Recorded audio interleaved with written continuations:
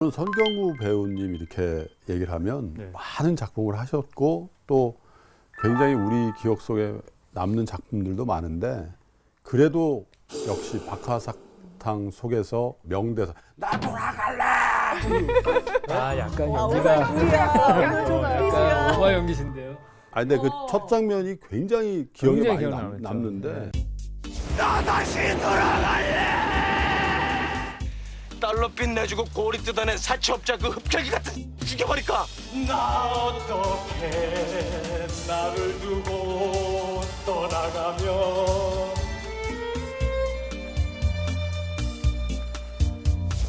그때 그 4,000대 1 그렇게 경쟁률을 뚫고 이창동 감독님 작품을 하신 걸로 그 얘기를 들었거든요. 개인적으로 이창동 감독님을 만났어요. 감독님 연락이 와서 박하사탕 때문에 만난 게 아니고 그냥 개인적으로 보고 싶다고 해서 만나서 그때 저희가 전해드린 건 이번에 당신이랑은 박하사탕을 못한다. 근데 다음에는 꼭 하고 싶다고 하면서 던져준 책이 박하사탕 시나리오였거든요. 그걸 집에 오면서 1시간도 안 되는 시간에 다 보는데 책이 너무 좋은 거예요. 근데 저는 그 말을 들었기 때문에 생각을 딱 접었고 그리고 이제 공개 오디션을 하셨는데 저는 저랑 못한다는 얘기만 딱 믿고 공개 오디션에 참여를 못했어요. 예, 최종적으로 한 두세 분이 됐는데 거기서 이제 한 명을 추려야 했는데 갑자기 저한테 연락이 오신 거예요. 그래서 이 영화를 하고 싶냐 그래서 저는 못한다.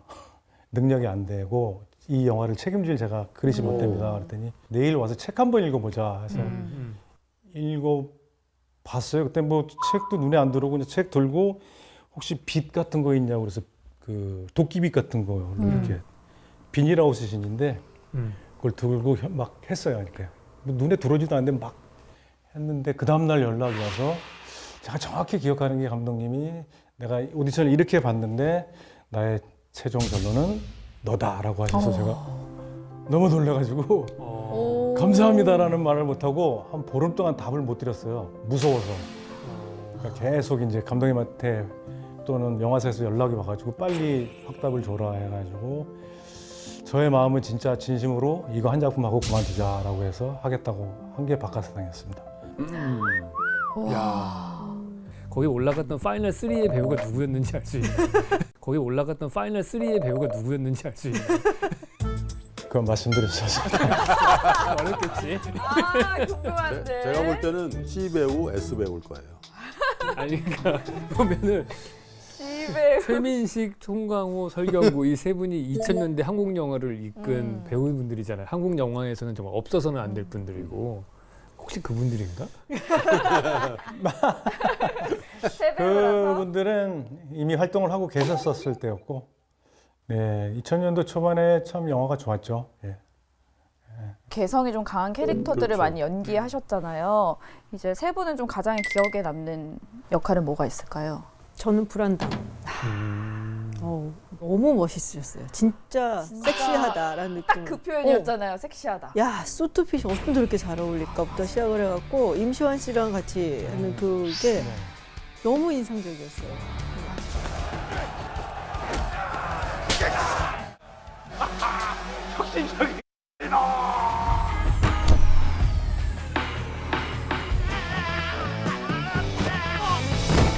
자기야 내 왔네. 그러니까 너도 자주 뒤돌아보면서 살아. 저는 감시자들. 저도 좋아하는 영화입니다. 감시자들. 다른 영화 주인공들을 송혜교 씨가 나오면 되게 강한 캐릭터로 이렇게 각인이 되는데 그 감시자들에서는 이분이 있는지 없는지 힘을 완전히 빼고서 연기를 하신 것 같은데 정말 그분이 없으면 영화가 안 되는 그 플랫폼 같은 배우 있잖아요, 캐릭터. 그래서 저는 한국 영화에서 별로 못 보던 종류의 캐릭터를 하신 것 같다는 느낌을 받았어요. 시작. 감시반 행동 수칙. 모든 임무는 감시에서 시작해 감시로 끝난다. 우리가 할 수 있는 일. 두 눈 두 발로 용의자를 쫓는 거다. 삼칠이 C에서 접근하고 다람쥐 두더지가 백업해. 최근에 본 것 중에 아까 말씀드렸는데 자산어보. 근데 예. 그 배경하고 또 흑백 씬하고 이렇게 어우러진 게 굉장히 어쨌든 서정적이고 코로나라서 그런지 되게 마음을 편안하게 해줬던 그런 영화였던 것 같아요. 꼭 이 말씀 오늘 드리고 싶었던 게 저는 길 가다가 설경구 씨를 만나면 못 알아볼 것 같아요. 영화마다 나오시는 모습이 다 다르고 그렇지. 그래서 얼굴이 어떤 얼굴이다라고 기억이 안 나요. 솔직히 말하면. 네. 정말 맨 얼굴의 설경구 배우는 어떤 얼굴이었지 솔직히 잘 모르겠어요. 그래서 길 가다가 지나치면은 배우 설경구야 하고 누가 얘기하지 않으면 저는 잘 모를 것 같아요. 저기 엄청난 칭찬이십니다. 감사합니다. 네. 진심이에요. 네. 너무 감사합니다. 관객들의 마음에 정말 남는 뭔가 작품이나 캐릭터가 있다라는 거는 배우로서 그러니까요. 느끼기에 되게 행복한 일일 것 같거든요. 근데 많은 고민들을 다 하셨겠지만 그 많은 캐릭터들 가운데서 좀 나의 성격과 좀 닮았다라고 느끼는 캐릭터가 있었을까요? 영화를 보면 뭐 공공의 적도 그렇고 뭐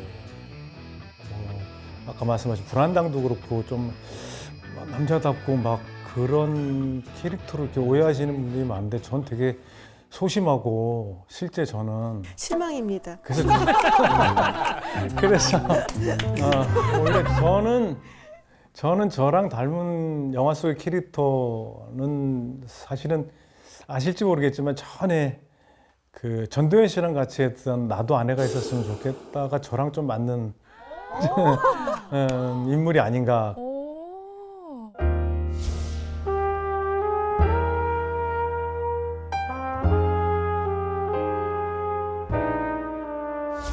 또 한편으로는 그 공공의 적이나 또 뭐 불안당 뭐 이런 역도산 네. 같은 역할을 하고 나면 또 그 캐릭터가 그 성격이 또 저한테 또 들어오기도 해요. 그래서 한동안 또 막 그렇게 살기도 하고 그래서 어느 순간에 이렇게 막 짬뽕이 돼가지고 제 캐릭터가 뭔지를 모를 때가 있기도 있어요. 예. 진짜 배우시네요. 네. 그 확실하게 그 배역에 몰입을 하셔가지고 그런 일을 하기 때문에 그런 일이 있는 것 같은데 그 캐릭터를 딱 받으시면은 거기에 몰입하는 본인만의 노하우나 뭐 특별한 방법 이런 거 있나요? 제가 내후년이면 30년인데 참 그런 노하우가 정말 없는 것 같아요. 그 연기에는 노하우가 없는 것 같아요.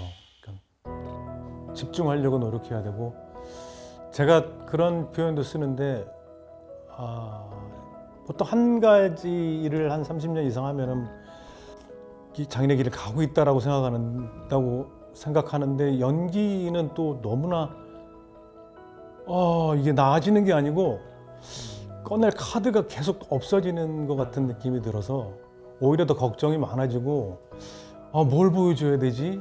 겹치면 안 되고 그런 그 새로움에 대한 갈증은 있는데 보여줄 건 또 막막해지고 하는 그런 고민이 더 많아지는 것 같아요. 세월이 갈수록. 예. 오히려 그래서 젊은 배우들, 신인상 받는 배우들 보면 너무 부러워요. 무궁무진한 것 같아서 제 또래 배우들 보면 쟤는 또 꺼낼 카드가 또 없을 텐데 걱정이다. 저희가 그렇거든요. 예. 그러시겠네요. 근데 그 노하우가 없다라고 하셨지만 그 역할을 위해서 좀 끝장을 본다라는 표현이 맞을지 모르겠지만 정말 최선을 다하시는 게 느껴지는 게 역도산 좋아한다고 하셨잖아요. 작품 중에. 촬영 당시에 100kg 가까이 체중을 불리고 대사의 98%가 일본어였는데 5개월간 독학으로 일본어를 완벽히 마스터하셨다고 합니다. 애드리브까지 일본어로 하실 정도로. 근데 저는 그 영화를 봤는데 체중을 늘리는 거는 할 수 있을 것 같은데 그게 어떻게 뭐 분장을 좀 하셨는지 그 진짜 역도산 그 우리가 어렸을 때 봤던 그 뭐라 갑바라 그러나 그 체형이 되더라고. 그래서 야 그거는 진짜 그냥 살만 찌운 게 아니신 것 같더라고요. 배만 나온 게 아니고. 네? 그러니까. 그 한 100kg 정도 쪘었는데 네. 그 허리가 40인치가 넘었었고 네. 처음에는 90kg로 일본을 넘어갔는데 실제 저랑 그 레슬링을 해야 되는 선수들이 미국에서 와서 이렇게 리허설을 하는데 제가 너무 작아 보이는 거예요. 그래서 일본에서 10kg를 더 쪘고 한번 촬영 새벽에 나가면 24시간 풀로 돌려서 스포츠센터 가서 운동할 시간이 없어서 제 침대 옆에 그 벤치프레스며 그걸 사다 놨어요. 그래서 잠에서 깨면 벤치프레스에서 누워서 계속 이거를 촬영 나갈 때까지 하고 근데 그때는 이 타이지에 상위 탈의를 한 상태여서 대역이 없었거든요. 제가 다 하다 보니까 그리고 카트 나눠서 찍은 게 아니고 한 게임 4분을 그냥 풀로 안 자르고 풀샷에서부터 이제 크로즈까지 들어오는데 한 게임에 하루 종일 걸리니까 그걸 한 보름 정도 찍으니까 사람이 그리고 상대가 진짜 레슬링 선수였었어요. 주먹이 안 쥐어지더라고요, 그분들은. 근데 그분들한테 한번 맞으면은 이렇게 자연 낙법이 돼요. 밀려가지고. 그때는 체력적으로 정말 힘들더라고요. 정말 힘들더라고요. 4분이 정말 지옥 같은 시간이었어요. 그 영화 근원 목소리 기억나시죠? 네. 유괴당한 네. 아이의 아버지 역할. 나흘 동안 아예 식음을 전폐하셨대요. 그 아이가 유괴당하면 부모가 어떻게 될까 그 생각을 해보면 진짜 부모가 뭘 먹을 수 있겠어요? 네, 그리고 눈썹을 스스로 뽑고 그래서 진짜 몰입한다라는 생각은 어떤 배우보다도 우리 설경구 배우님이 가장 강하게 우리 관객들에게 공감대가 있는 배우신 것 같아요. 그리고 실화 바탕 영화도 많이 참여를 하셨단 말이에요. 뭐 소원 같은 경우는 이제 조두순 사건 모티브로 한 영화를 엄지원 씨랑 같이 부모 역으로 나왔고 세월호 유가족 이야기 다룬 생일 거기도 이제 전도연 씨랑 같이 나오셨고 힘들지 않을까라는 생각이 들거든요. 이게 이제 사회적으로 굉장히 파장이 있었던 사건들이라서 이걸 어떻게 연기를 해야 될까. 또 실제로 그 사건의 인물들이었던 분들한테 어떻게 하면 누가 끼치지 않을까. 그리고 이제 또 부모시니까 우리 설경구 씨도 거기에 막 몰입되다 보면은 우욱해서 막 감정이 굉장히 격해질 수도 있을 것 같다는 생각이 들어요. 네, 그 제안이 왔을 때 뭐 일단 선뜻 못 나서는 게 사실이고요. 감독님이랑 충분히 이야기를 한 후에 결정을 했던 작품들이고 특히 생일이나 소원 같은 경우는 실제 부모님들을 만나지 않은 상태에서 시작을 했고 오히려 이제 개봉이 즈음에 영화가 완성된 상태에서 오히려 후에 부모님들을 만나서 또 이야기 나누고 했던 경험이 있는데 사실 정말 힘든 작업이에요. 그게 그 어떤 작업보다 심리적으로 위축되고 그 과정이 정말 좀 숙연해요. 그 현장도 그렇고 다 모든 사람이 진심이어야 되고 이게 작품으로만 다루는 게 아니고 진심을 다해서 다뤄야 되기 때문에 허튼 마음 1도 없이 다뤄야 되기 때문에 정말 집중해야 되고 그간 인터뷰를 쭉 보면은 분석보다는 이해하는 연기를 추구한다고 말씀하셨어요. 지금도 사전에 대사를 이렇게 완벽하게 외우는 것보다는 직전 현장에서 따르게 준비하는 편이신가요? 완벽하게 외워야 될 그런 영화가 있고 감정신 같은 경우는 조금 그 몰입을 안 하고 현장에서 좀 리허설 할 때도 좀 몰입을 안 한 상태에서 리허설하고 슛 들어갈 때 좀 하려고 하는 편이고 소모가 된다라고 생각을 해서 이창동 감독님 같은 경우는 한 30만 해봐라 감정 한 30만 써봐라 조금만 한번 보여줘봐라 다 쓰지 말고 라고 주문해 주시는 감독님도 있고 익숙해지면 그 감정이 익숙해지면 실제 써질 때 쓸 게 없기 때문에 좀 담아두고 있다가 좀 내뱉는 스타일이어서 감정씬 같은 경우는 조금 이렇게 소모를 안 하려고 하고 있어요. 그렇구나. 야, 그 30%만 써봐라 이렇게 또 한다니. 전문가들이나 처음 들어보네요. 전문가들의 용어 아니에요? 30만 써라, 50만 해봐라 이런 거. 정말 힘든 건데 이 1000만 관객 영화가 2편이 되신단 말이에요.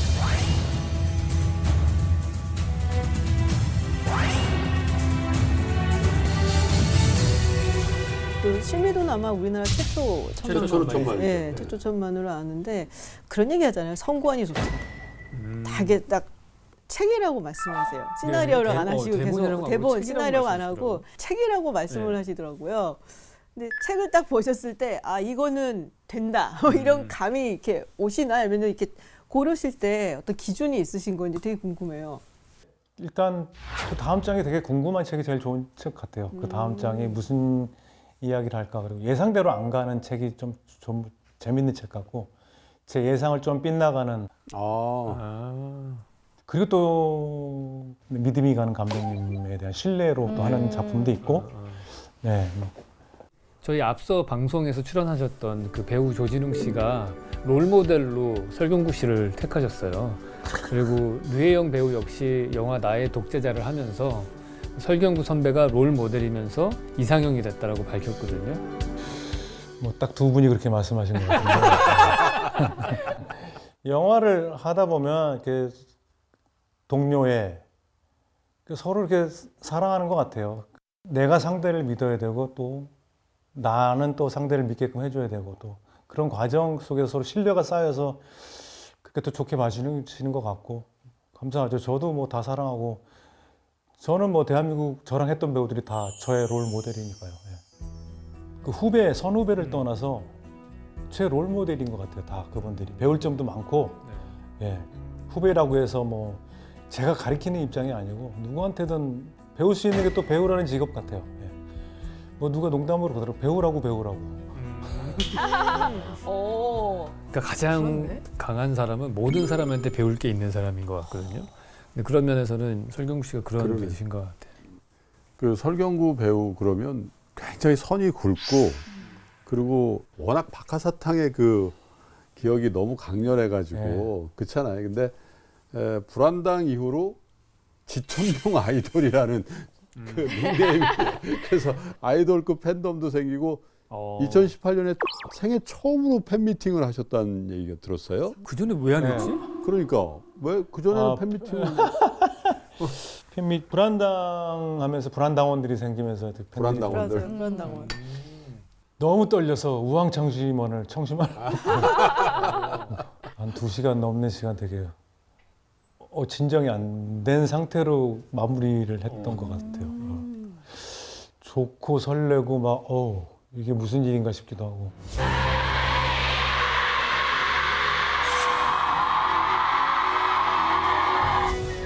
이런 인기의 이유가 무엇인지 본인이 생각하시기에 아니면 주변에서 왜 이렇게 설경구 씨를 좋다라고 하는지.